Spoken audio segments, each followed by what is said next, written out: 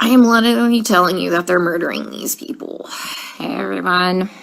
It is 8:42 New York time, and I got to my regular unit, and they took my patient away, my black guy.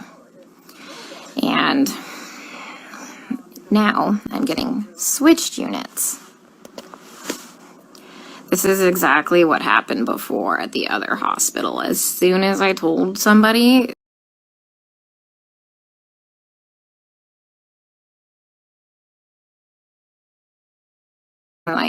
like management, and tried to advocate for my patient, they take the patient away from me and then they move me.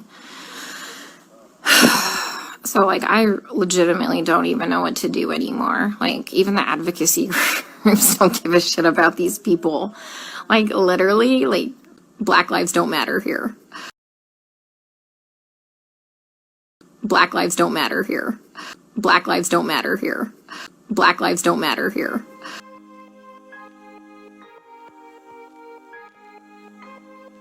And I mean, that's pretty sad that somebody who is white and lives hundreds of miles away from the city gives more of a shit about these people than the actual people in this city. Like,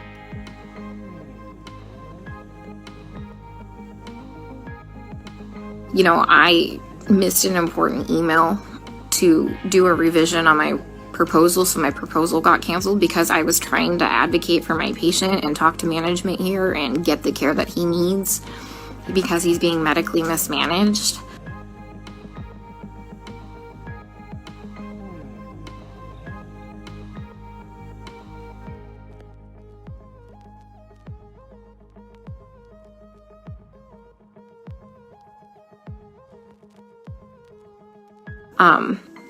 And I just had a complete fucking breakdown because, you know what, my entire proposal got canceled because I, wasted my time advocating for a fucking patient who's just gonna die anyway. Who's just gonna die anyway. Who's just gonna die anyway.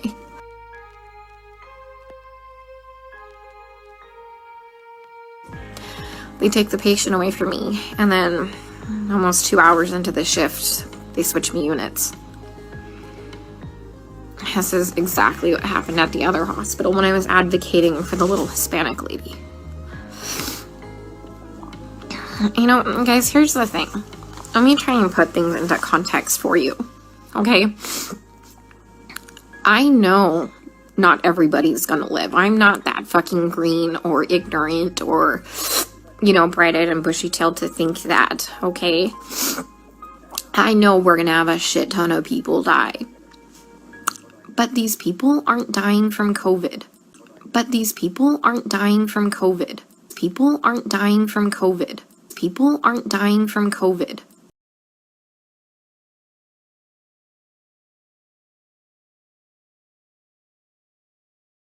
Let me give you several examples here. An anesthesiologist intubated the patients, I think it was right, I didn't hear her bronchi. say chest x-ray. A chest x-ray is usually done to verify this, but if the anesthesiologist is screwing this up, that's bad news. Okay, the side that's whited out in the picture is the side that does not have the tube in place. In other words, that's the side that's not getting any air. And of a patient, and they couldn't get the SATs up, and for about 5 hours we were waiting on a chest x-ray to confirm that the placement was wrong. And in the meantime, while we're waiting for that, and we've told the anesthesiologist that it was placed wrong because literally only one side of his fucking chest is inflating. As you can see, the side that's black is the side that's getting oxygen and connected to the ventilator. He dies. Okay? A patient had a heart rate of 40, and the resident started doing chest compressions on him, which is not what you do. You just externally pace them, or you give him some atropine. And then, I run in there to stop him from doing chest compressions on somebody with a fucking pulse.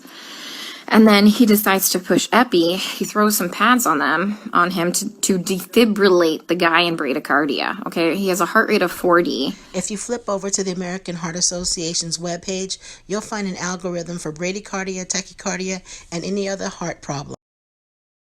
In a stable, bradycardic rhythm, we just need to give him some atropine and pace him. You can really sense her frustration here because each one of these problems that she's listed are not new problems. These are things that we encounter every day. So there's no reason why these problems should be deviated from the typical practice standards. These are things that we do all the time, and there's an algorithm or some standard that's already been set. You have to ask yourself, are these true clinicians that she's working with or plants? He fucking defibrillates him and kills him. And I was literally ran out of the patient's room to get the director of nursing who was standing out there. And I'm like, can you stop him? He's going to kill that patient. He's going to kill that patient. Okay, so if you've ever seen House or Grey's Anatomy, this is what a defibrillator looks like. You put the pads on the chest and you shock the patient. If he defibrillates him with bradycardia and a heart rate of 40.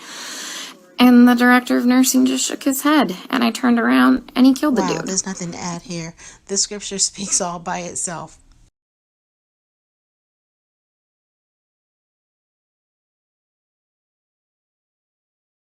There was a nurse who placed an NG tube into some guy's lung. Okay, so in case you weren't aware, this is what a nasogastric tube looks like. It either goes in through the nose or in through the mouth, and it's threaded all the way down to the stomach. This is what it looks like on an actual patient. If it's in the lungs and it hasn't been verified, it's in the wrong place and it could kill someone. And filled his lungs with tube feeding.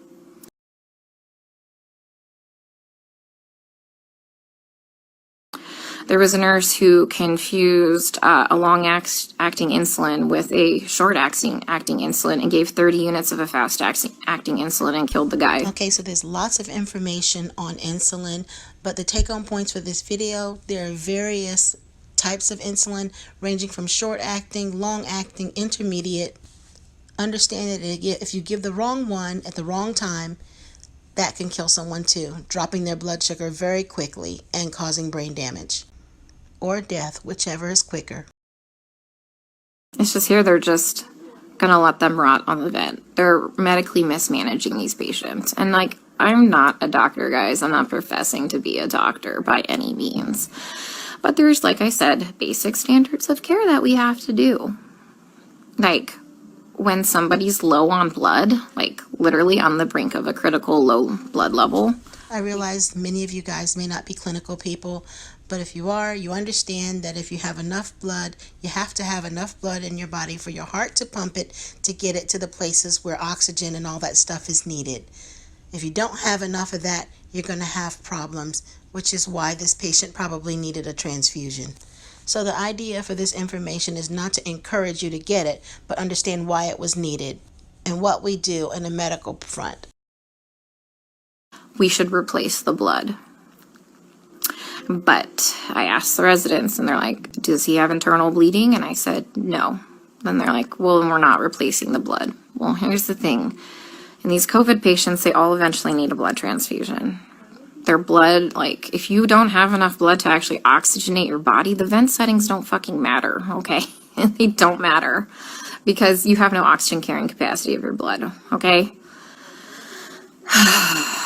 I told you about the patient where all that purulent drainage just kept seeping into his lungs because the ET tube cuff was leaking and nobody has a fucking manometer here to check the pressures.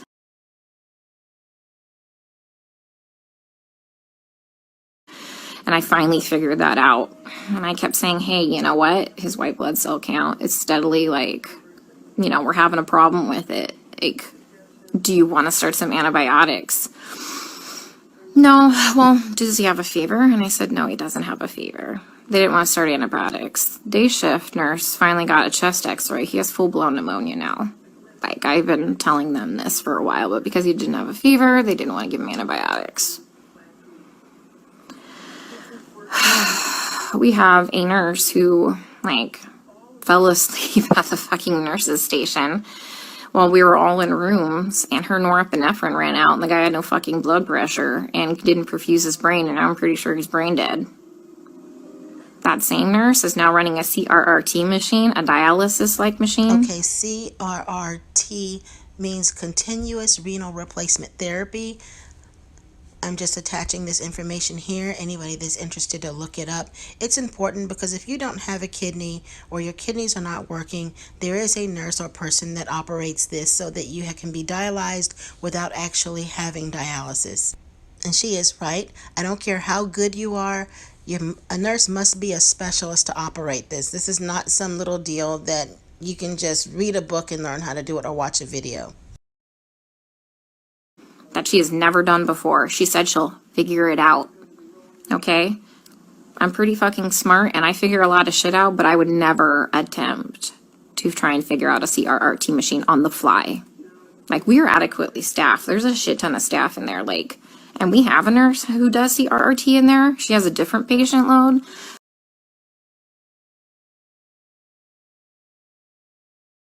We told them, like, hey, let's just swap these nurses so the one that knows how to work this machine can work this machine, but they didn't want to do that. So I'm pretty sure that patient will be dead here in a couple hours.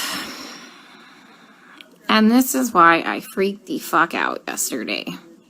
Because nobody is listening. They don't care what is happening to these people. They don't. I'm literally coming here every day and watching them kill them. I mean, we're not going to save everybody. That's fine. Like, come on, guys. We're not God. But, like, some of these people, hey, we know that they're not going to live. Let's start a hospice unit or something, you know? Like, they don't need to be in the ICU. Let's change course. Let's do palliative care or something. Like, literally, some of these people are just on sedation to keep them on the vents. Nothing else. I have a lady on a tranq on a vent, and she's not even fucking cognizant. She's not even on sedation. You know what we give her every day? We give her breathing treatments, albuterol, and she gets insulin. And that's it. That's it. We're not treating the COVID, guys. Like, for real, we're not treating the COVID. You know, every day we try and get these guys off the vents, right? Because, you know, there's criteria for weaning. Every day, the day shift nurse will wean them down, like, to, like, minimum sedation. Every night, we come in and we get the same 2 residents, and they fucking max out all the sedation again and undo all the work from the day shift. Then the day shift attendant will come in and they'll all do rounds, and they'll be like, he wasn't synchronizing with the vent. So we had to turn all the sedation on. And I'm like, he wasn't synchronizing with the vent because it's in the wrong vent mode.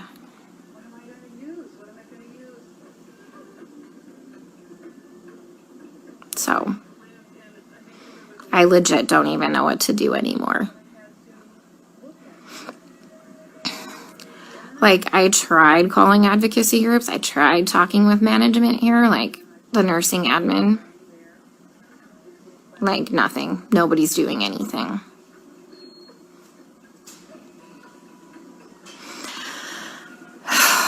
We still have 100% mortality rate in the ICU unit. I just left.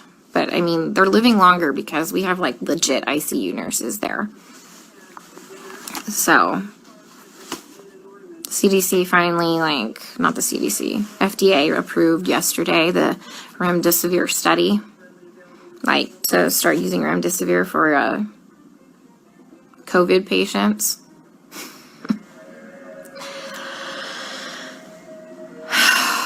Guys, I don't even know what to do anymore. And this is why it had a complete fucking breakdown. Like, I literally had to call my friend Lisa and FaceTime her, and she answered the fucking phone while she was in the shower because she, like, knew I was having a hard time to talk to her, because it's like going in the fucking Twilight Zone.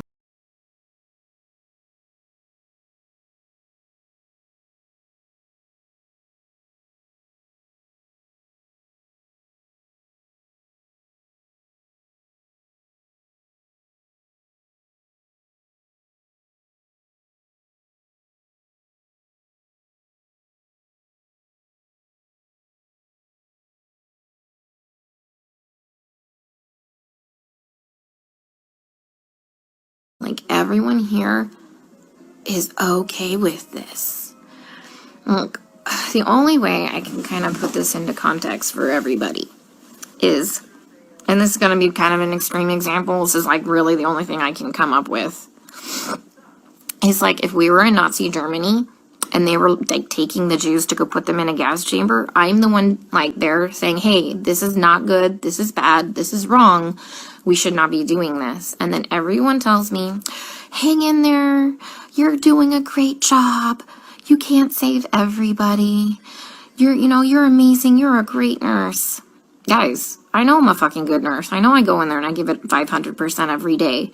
I know I'm not being negligent. Okay, I fucking know that.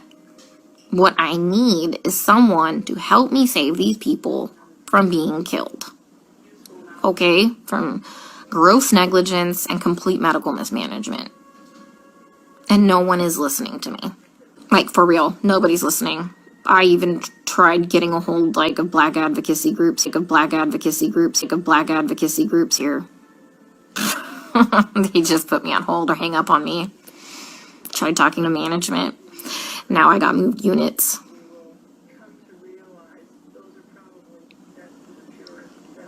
Like, I legit don't know what to do anymore.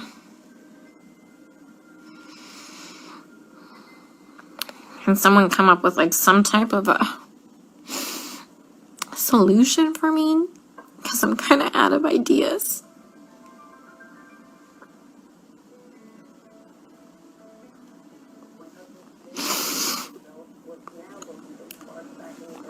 When I try and talk with some of the other nurses here, and they're like, well, you can't save everybody. And they all know what's happening. They all agree with me, and they all just shake their heads. And I'm like, am I the only one who is not a sociopath?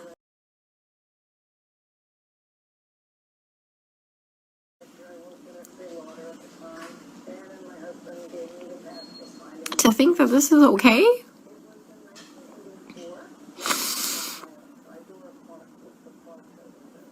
I mean, guys, they literally don't even know when they're dead. Like, how many times have I told you they've assigned me a dead person? Like, how long have they been dead? Nobody knows. Like, how is anybody assessing anything without a stethoscope? Normally we have, like, those disposable stethoscopes. But I knew what we were coming into, so I brought my old chunky one. Nobody's listened to anybody's lungs as long as I've been here. Even with disposable stethoscopes.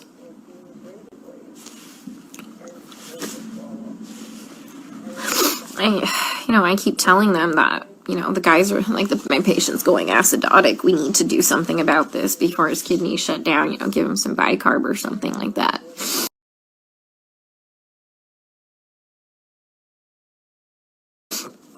And this is what they do. They let the patient's blood get acidotic. Their kidneys shut down. And then at the last minute, another fucking trauma.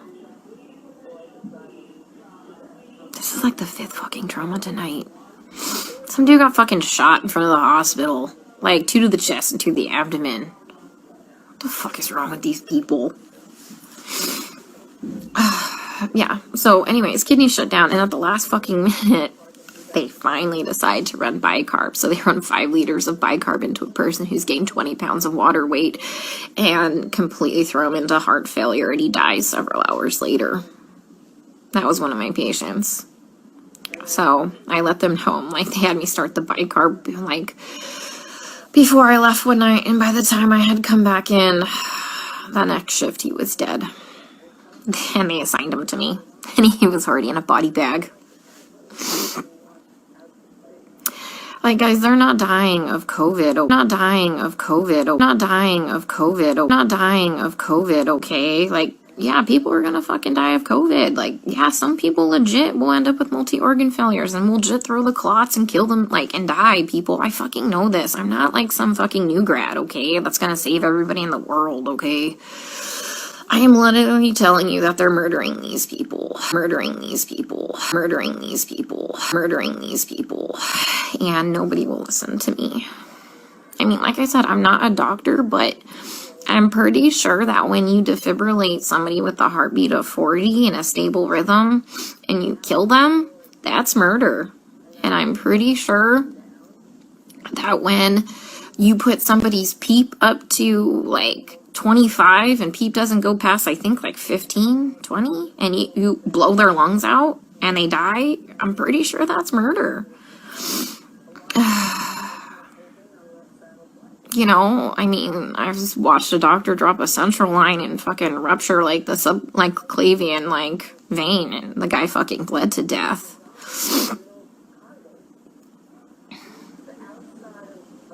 I mean, COVID didn't break that central line.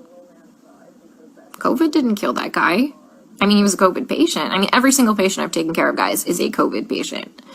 Like, I've never had a non-COVID patient, okay? And that's why I got upset yesterday. Because nobody's listening. I literally had to call my friend Lisa because I'm like, dude, I am not crazy, right? Like, this is wrong, right?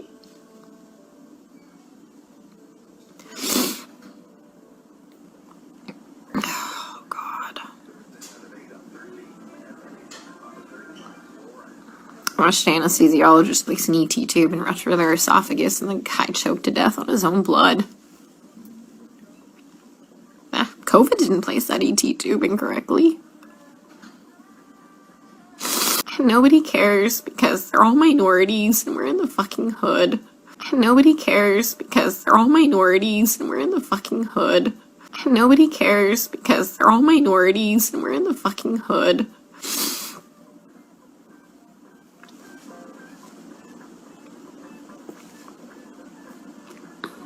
You know, and that's just not okay.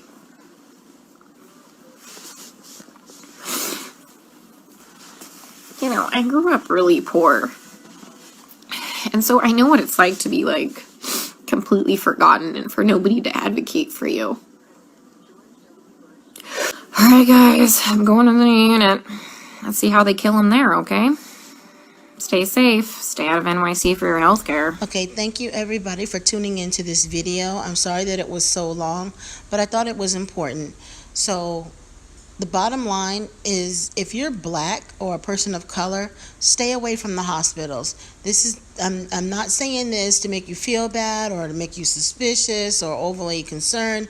It's just how it is. We know that they're not giving us accurate information on the news. You can't trust what the information is that we're getting out there. But I have seen a lot of videos and I've spoken to a lot of medical people. And what I can tell you is this young lady is definitely affiliated with medical.